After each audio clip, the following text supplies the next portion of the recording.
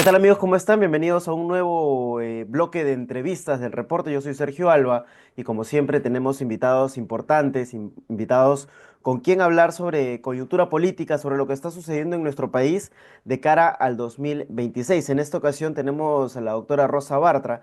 Ella es ex congresista de la República y actualmente está ejerciendo como abogada. Doctora, ¿cómo está? Bienvenida al reporte. ¿Cómo está, Sergio? Muchas gracias al reporte por la oportunidad. Doctor, hablemos un poco de la coyuntura política. Quiero centrarme en lo que ha ocurrido en Davos con la presidenta de la República. Al parecer, o es lo que yo por lo pronto percibo, parece que vive en una realidad paralela a lo que está pasando en nuestro país, porque ella en Davos dice que todo está bien, que no pasa nada. Mira, el tema de Davos es en realidad bastante más profundo del que el análisis superficial que he escuchado en la mayoría de comentarios que se han hecho alrededor del tema.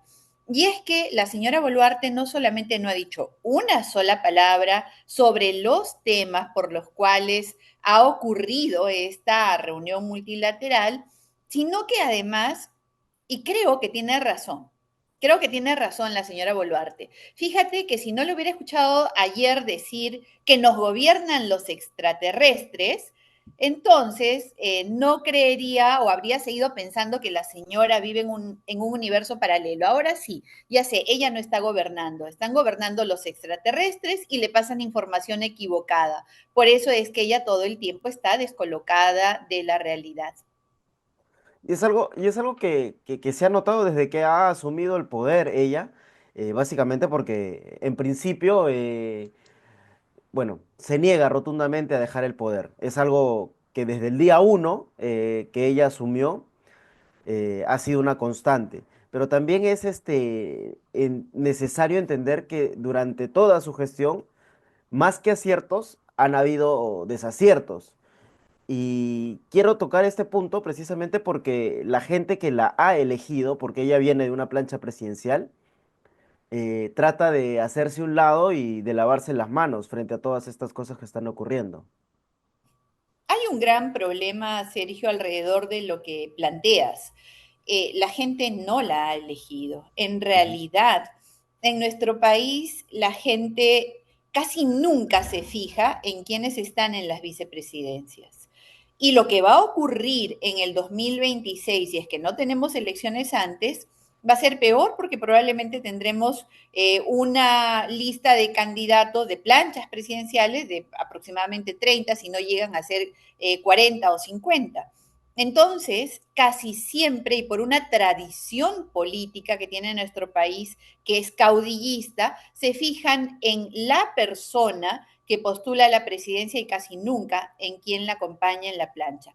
Más Ujú. si el caso de la señora Boluarte era alguien completamente inexistente. La señora Boluarte era alguien que políticamente era absolutamente irrelevante, además de haber sido alguna vez candidata a la alcaldía de Surquillo con un pésimo resultado o de haber sido candidata al Congreso con igual pésimo resultado, ella jamás había sido autoridad, jamás había tenido un puesto importante que le permita proyectar una imagen que los demás podamos conocer. De Ujú. ser una funcionaria de tercera categoría en una oficina zonal de RENIEC, no hizo nada destacable a lo largo de su vida. Entonces, siendo Dina Boluarte un personaje anodino, inexistente, ella llega detrás de la falda o detrás del saco de Pedro Castillo, detrás de la bata de Cerrón. Ella llega detrás de ellos dos. Entonces, sí hay que reclamarles a quienes tú dices el haber votado por Pedro Castillo, el haberse deshecho de Pedro Castillo y haber encumbrado a Dina Boluarte donde está ahora. Y ahora que la señora Boluarte está en el poder, los que llevaron a Pedro Castillo se lavan las manos, mucho más que Pilatos, y se desligan de ella cuando en realidad, si no hubieran votado por Pedro Castillo, la señora Boluarte jamás habría llegado a ese lugar. Ahora, hay creo temas importantes que tratar en nuestro país. Edmundo González está acá, en el Perú, no está haciendo una gira a raíz del fraude ocurrido en Venezuela, que dio como victoria, entre comillas, al dictador Nicolás Maduro. Ahora, en el país hay temas muy urgentes. No digo que el tema de Venezuela no sea un tema importante, pero yo creo que al margen de darle importancia al respaldo a Venezuela, yo creo que hay que atender cosas en nuestro país, como es, por ejemplo, el tema de la inseguridad ciudadana, que pese al estado de emergencia y a los múltiples estados de emergencia que se han creado, no han habido resultados sensatos para este problema que es gigantesco en nuestro país. La delincuencia nos tiene completamente aterrorizados a los 33 millones de peruanos. Estoy segura que no hay en este momento un solo hogar que no haya sido víctima de alguna forma de violencia producto de la delincuencia. La extorsión, Sergio, no solamente es un gravísimo problema, sino que es especialmente malo porque está afectando precisamente a los menos favorecidos, al dueño Ujú. de la bodega, al que vende pan, al que tiene negocios muy pequeños. Ellos son las principales víctimas de la extorsión ahora. Y que el ministro del Interior, además ahora plenamente respaldado por la señora presidenta, nos esté acostumbrando a show en la Cámara en la cual nos miente presentando supuestos criminales, agarrando inocentes en la calle y solamente para tener cámara, presentarlos como culpables, como extorsionadores, como sicarios, como asaltantes y después resulta que son personas que no tienen nada que ver con los delitos que se Exacto. le imputan, da cuenta de la enorme incapacidad que tiene Juan José Santibáñez. Un ministro que no ha dado un solo buen resultado, que no tiene ningún mérito que exhibir, que además hace con información equivocada que la señora Dina Boluarte nos diga que, por ejemplo, el tren de Aragua ha sido desactivado por completo en nuestro país. Mentiras de ese tipo, shows para la cámara, una verborrea imparable y un blindaje por parte de la señora Boluarte incomprensible, salvo porque él haya sido funcional para desactivar la DIVIAC o para lograr que Cerrón siga prófugo o que su hermano durante el tiempo que estuvo con orden de captura jamás se ha capturado, es incomprensible Ujú. que la señora siga sosteniendo en el Ministerio del Interior, el ministerio más sensible en este momento, porque el más grande problema que percibimos los ciudadanos es la delincuencia. No Exacto. hay nada que lo sostenga en ese cargo, salvo temas que le sirvan solamente a las causas privadas de la señora Dina Boluarte. Fíjate, Sergio, ha cambiado, acaba de cambiar a 3 ministros, al ministro Arista, a la ministra Hernández y al ministro de Martini. Sin embargo, Santibáñez sigue firme en su cargo. Pese Es a la algo que ineficiencia, ¿no? definitivamente merece investigación. Es algo, y es algo que da mucho que desear, porque, a ver, Santibáñez, en lo personal, no es santo de mi devoción. No ha realizado las cosas pertinentes para la lucha contra el crimen organizado, que en nuestro país es una constante, no es reciente. Eh, y otro tema que es importantísimo es el que usted mencionó, los prófugos que son importantes en el gobierno de Dina Boluarte. Dícese de Vladimir Cerrón y Nicanor Boluarte, ¿no? Son prófugos importantes y muy polémicos. Y hasta el momento la presidenta no ha dicho nada, ni siquiera sobre su hermano, que es Nicanor Boluarte. Hay silencios que son muy elocuentes en la señora Boluarte. Te voy a recordar algo que ocurrió a fines del año que acaba de terminar. Bueno, ya ni tan acaba de terminar. La señora Boluarte, en una pose que ha adoptado últimamente, pechadora, enérgica, sale y le dice a la fiscal de la Nación, la doctora Muñoz, le dice que, perdón, Espinosa, la doctora Espinosa sale y le dice, llámeme, ¿por qué no me ha llamado? Y es en una actitud y pose desafiante, retadora. Llámeme, yo le voy a decir todo lo que usted quiere saber. Muy bien, la han Ok. llamado por el caso Cofres, denominado cofre y lo exacto. que ha hecho es ampararse en una leuleyada realmente para guardar silencio. La señora Boluarte se olvida que mientras más alta sea la responsabilidad, menor es la protección que se tiene con respecto a los actos privados. Ella no puede reclamar ese tipo de protecciones porque ella está obligada por la responsabilidad de su cargo a tener la máxima transparencia. Entonces, ella no puede salir a decir que puede ir a la playa, puede ir a Mykonos o cualquier otro condominio cuando se le pegue la gana, con quien se le pegue la gana. Eso no es así, señora Boluarte. En todo caso, pues habríamos acusado injustamente a Pedro Castillo de las reuniones en Zarratea. Es exactamente lo mismo. Es la misma Usted figura, claro. tiene el deber de transparentar sus actos. ¿Con quién se reúne? ¿Qué joyas recibe? ¿Acaso fue a recibir más Rolex, más Tiffany, más Cartier? ¿Para qué fue? A lo mejor a gestionar negocios, a lo mejor a gestionar colocaciones. Creo que la señora Boluarte realmente está convencida de que los peruanos somos discapacitados mentales y que vamos a creer cualquiera de las historias que ella salga a contar. Y esa es una gran ofensa. Ella no puede ofendernos de esa manera, no puede insultar la inteligencia de los peruanos de la forma en la cual reiterativamente lo viene haciendo.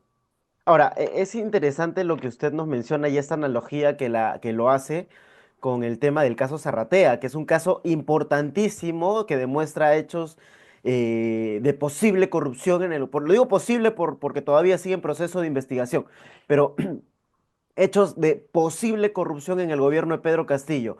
Puede suceder lo mismo con el gobierno de Dina Boluarte. En su expertise, eh, tanto como persona que está dedicada al tema legal y también como ex congresista, ¿qué le puede esperar a Dina Boluarte una vez culminado su gobierno? No solamente, te voy a hablar de la tradición del trato de los peruanos o del Perú como nación hacia sus exgobernantes. Es histórica. Es histórico y se ha dado en casi todos los gobiernos que el Perú le pasó una factura muy alta a sus exgobernantes. Ujú. De hecho, repasemos la historia reciente. Alberto Fujimori, Alan García, Ollanta Humala, Alejandro Kuczynski, Toledo, Pedro Pablo Kuczynski, Vizcarra. Martín Vizcarra. Entonces, creo sinceramente que además de construir un pabellón en la Diroes, porque ya van a ser varios sus inquilinos, debería haber un pabellón femenino.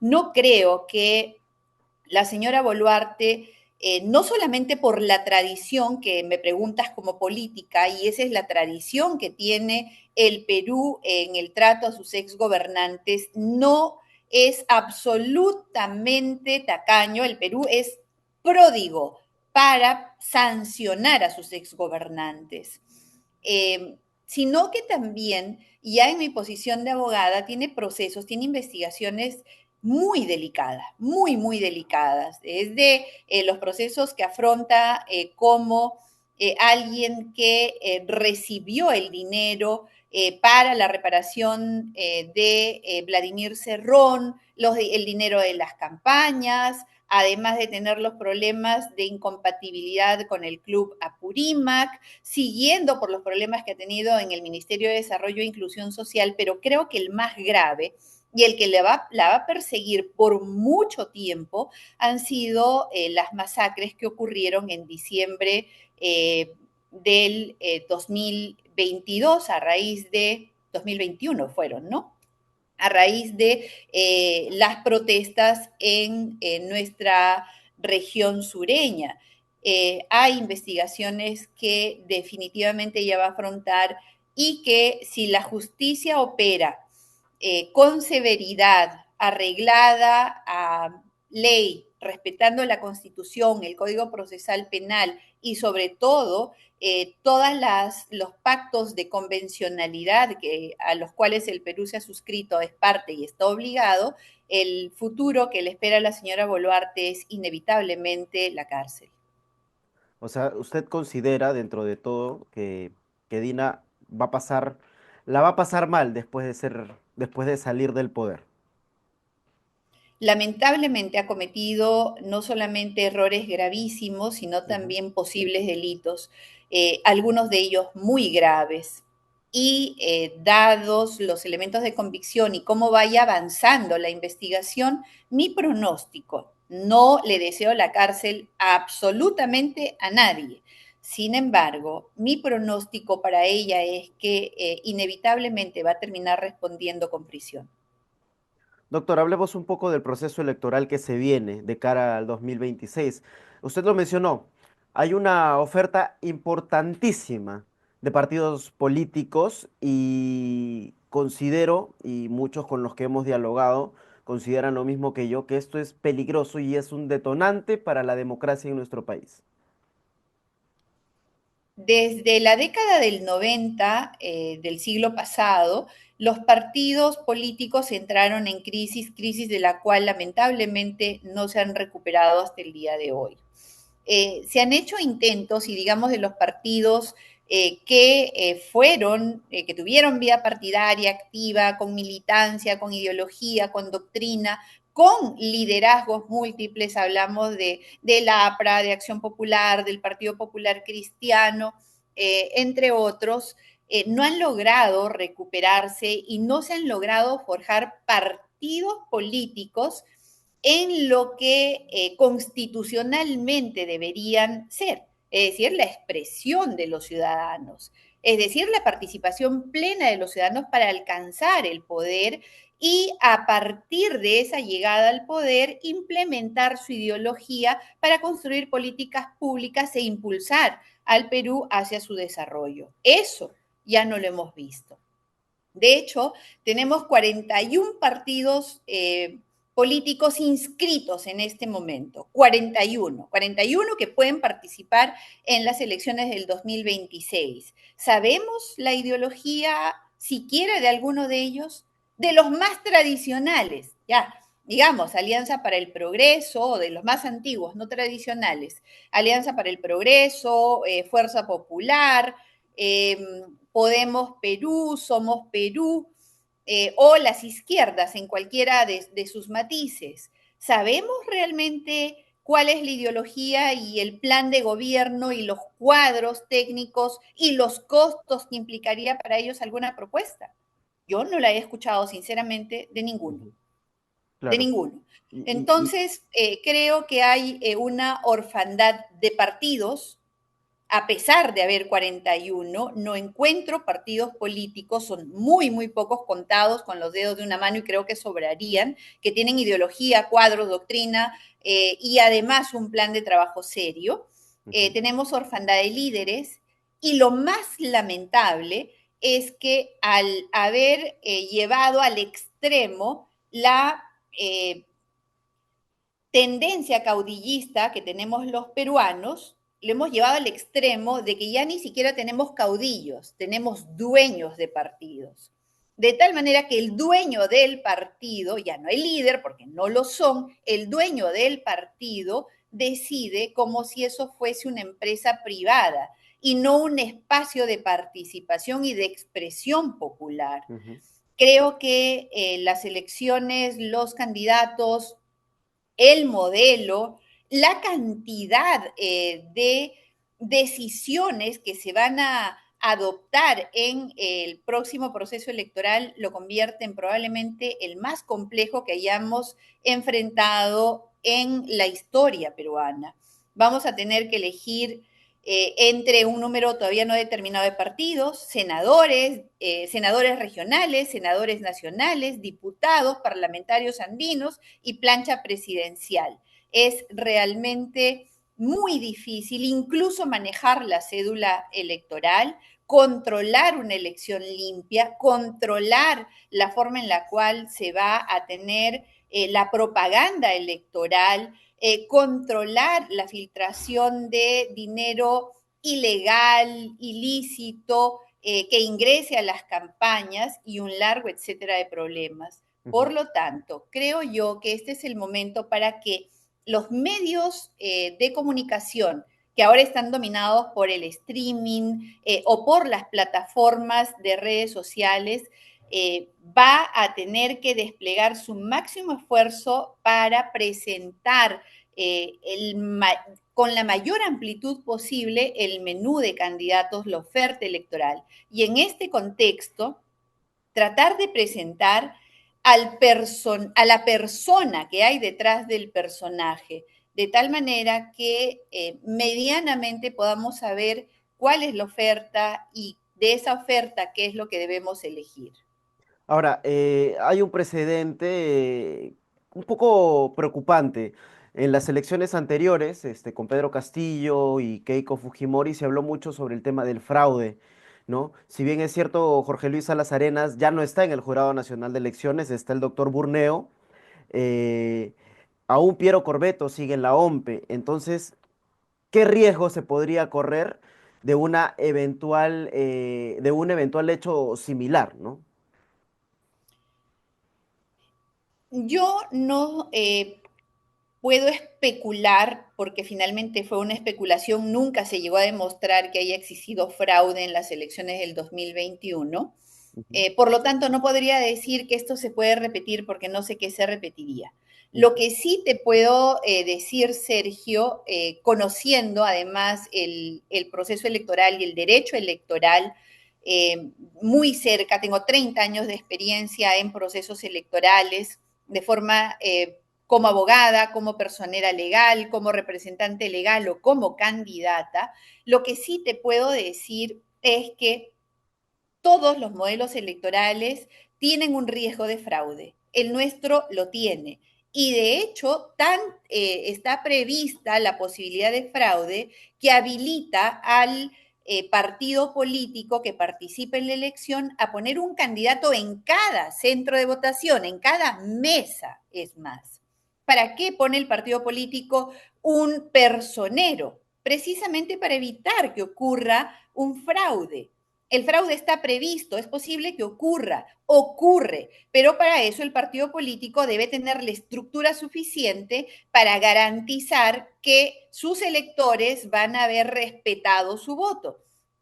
Sinceramente, creo que si un partido político no tiene la estructura ni la capacidad suficiente para poner un personero y defender sus votos, no está capacitado para gobernar tampoco. Ujú. O tal vez está muy confiado con respecto a lo que puede o no pueda ocurrir en el proceso electoral. Y lo digo Lo cual porque, también es incapacidad. ujú, lo digo porque también en la elección anterior se notó mucho la ausencia tanto de partidos, básicamente de la derecha, ¿no? La ausencia de personeros. Pero la izquierda, en este caso Pedro Castillo y toda su cúpula, estuvo muy, pero muy blindada por estos personajes. Ahora, regresando al tema, usted mencionaba, los últimos presidentes en nuestro país están presos, o tienen investigaciones. Hablemos un poco de esto. Qué, qué- qué- qué- qué estamos pagando los peruanos para tener este tipo de autoridades como presidentes de la República, que en su mayoría todos están pasando estos procesos de investigación o presos o bueno, ya fallecidos por la edad? Esta gran crisis de gobernabilidad, de partidos políticos y de elegir cada vez peor, tiene un correlato directo con la participación política. Si tú me preguntas qué estamos pagando, me estás preguntando cuál es nuestra responsabilidad en esto. ¿Es así? Ujú. ¿Por ahí va la pregunta? Sí, Porque yo pago básicamente. aquello que debo, ¿no? ¿Qué estoy Ujú, pagando? O sea, ¿qué debo? A ver, la desafección que tenemos por la política y la visión distorsionada que tenemos con respecto de los políticos. Somos un país con una dinámica y una idiosincrasia muy especial. En el Perú, 80% por lo menos es emprendedor, es empresario. No les voy a llamar informales porque me resisto a llamarlos de esta forma. 80% de capitalismo popular, que construye su casa solo, que apenas tiene los recursos escasos, producto de su trabajo envía a su hijo a un colegio privado, que trata de darle salud, que se moviliza no en transporte público, sino inventó la mototaxi, ahora la moto, etcétera. ¿Qué quiere decir esto? Que están preparados para autosostenerse. Entonces se ha creado la idea de yo no vivo de los políticos son una casta de corruptos impresentables, yo vivo de mi trabajo y por lo tanto no tengo nada que ver con los políticos. ¿Sí? Entonces hay un divorcio, cuando en verdad son los políticos los que deberían determinar darle la mayor apertura a este emprendedurismo peruano. Un buen gobernante debería comprender al Perú en su esencia y comprender quiénes somos, cómo actuamos y hacer todo lo posible por desatar la capacidad productiva del pueblo peruano y darle todas las facilidades para que esto se vuelva imparable y nos convirtamos en una potencia productiva. Ujú. Entonces, volviendo y para centrar la pregunta, ¿qué estamos pagando? El creer que la política no está directamente relacionada con nosotros. El resistirnos a participar directamente porque me ensucio, me contamino, porque ese es un lugar para corruptos, sinvergüenzas, ladrones, cuando en realidad es el espacio más noble de servicio que puede Ujú. haber. Entonces, promovamos la participación de los mejores, alentemos la experiencia, alentemos la formación, alentemos a aquellos que son buenos ciudadanos para que participen en política. Y creo que por ahí podemos encontrar una receta que nos permita decir, ya no estamos pagando algo, estamos siendo recompensados con buenos gobernantes. Hay una realidad que pasa mucho en las elecciones. El ciudadano tiende a elegir a sus candidatos en la fila. Parece un mito, parece un chiste, pero es una realidad. Y sucede mucho cuando, por ejemplo, los medios tradicionales van a encuestar a la gente por quién vas a votar y la gente responde, no sé, recién me estoy enterando. Eso también es algo que hay que reflexionar como ciudadanos, considero. Es parte de la desafección que te acabo de mencionar. ¿Cómo me voy a enterar, preguntar, indagar, participar en reuniones, en foros, en reuniones de Meet, de Zoom? Si es que tengo una concepción completamente negativa de la política y de los políticos. Ujú. Entonces voy para que no me multen, pero estoy tan desafectado que en la fila determinaré, pues porque total todos son iguales, ¿me entiendes? Es el razonamiento que se tiene, que se convierte en un círculo vicioso y que hay que tratar de que en lugar de un círculo vicioso vaya a convertirse en un círculo virtuoso en el cual los ciudadanos se interesan, participan, se informan y por lo tanto toman mejores decisiones.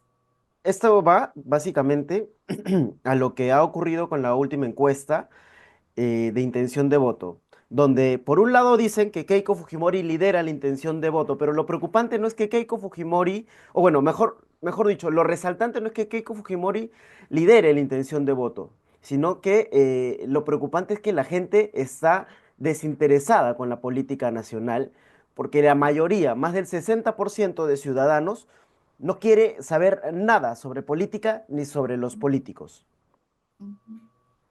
Sí, claro, y ese es el drama, esa es la génesis de la desgracia que vivimos ahora.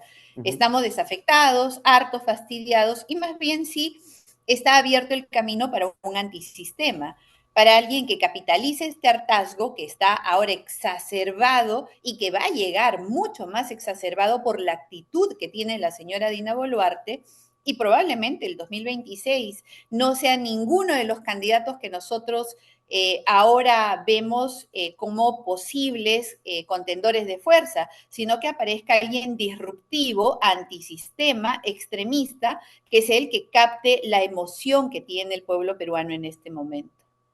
Doctora, para cerrar la entrevista, hablemos un poco de usted y su futuro político. ¿La vamos a ver en este proceso electoral, tal vez yendo al Senado o como diputada? No he tomado la decisión, Sergio, aún. He recibido varias invitaciones, las cuales estoy evaluando con mucho interés y gratitud, además. Pero creo que hay que tomar una decisión prudente. Ujú. las cosas no están claras, se van a formar varias alianzas y es necesario para tomar una decisión como esa que el partido por el cual uno decida participar esté alineado con lo que creo y con la visión que tengo de desarrollo de mi país. Así que no lo sé, de momento estoy trabajando muy duro en el litigio, soy abogada litigante y al Ujú. servicio de ustedes. Doctora, como último, se lo pregunté hace unos años en alguna entrevista que le hice para un medio en el que laboraba anteriormente. ¿Veremos a Rosa Bartra postular quizá a la presidencia de la República? ¿Lo tendría como aspiración? Sergio, yo creo que no hay honor más grande para un ciudadano peruano comprometido con la política y en mi caso es desde que tengo uso de razón que tener la posibilidad de no criticar sino de hacer, de tomar decisiones para impulsar a un pueblo hacia su pleno desarrollo. Y ese es el privilegio que tiene un presidente de la República. Como alguien que ama a su país, por supuesto, que en algún momento me gustaría ejercer ese cargo. Sin embargo, es una posibilidad de aspiración política de cualquier político que hace política durante tantas décadas. No es un propósito ni estoy encaminada en ese sentido en este momento. Pero considerando la situación por la que está el país, ¿no considera que deba meter una mano más importante, más fuerte, por cómo estamos Opino pasando cada al vez tema? que opino cada vez que se me pide y de hecho mi compromiso político es permanente, independientemente de que participe o no en un proceso electoral. Hacer política también es opinar, como lo estoy haciendo contigo ahora y como lo he hecho siempre. Bien, doctora, muchísimas gracias por su tiempo y por darnos estas respuestas que nos esclarecen mucho el panorama de todas maneras con respecto a la situación política, lo que se viene para el 2026, que es un tema que para muchos peruanos es una expectativa constante y es un tema que hay que pensarlo y analizarlo con mucho detenimiento. Muchísimas gracias, doctora, por su tiempo y esperamos tenerla en alguna otra ocasión, quizá de manera presencial, para conversar amplio y tendido sobre varias cosas que ocurren en nuestro país. A usted y al reporte, muchísimas gracias. Muy buenos días. Bien, amigos, estuvimos con la doctora Rosa Bartra para hablar de varias cosas importantísimos para el país, para todo lo que nos incumbe a nosotros como ciudadanos, y es algo que debemos tener siempre en cuenta. Nos ha dicho cosas importantísimas, nos ha dicho cosas que nos va a valer y nos sirve de análisis y reflexión con respecto a esta situación política. Hemos hablado de la presidenta de la República, Dina Boluarte, y sobre el futuro político que ha hecho algo que a mí me parece muy, muy importante, que tiene, que le gustaría ser presidenta de la República, quizá no ahora, más adelante, pero que también es el deseo de todo político tratar de ayudar y salvar a su país de todas las crisis que se les presenten. El Perú es el claro ejemplo de las crisis y de los problemas más importantes con respecto a ciudadanía, seguridad y también uno de los más fuertes, que es el tema de la corrupción. Bien amigos, con esto les dejo y conmigo será hasta una próxima edición aquí en el bloque de entrevistas del reporte. Chao y muchas gracias.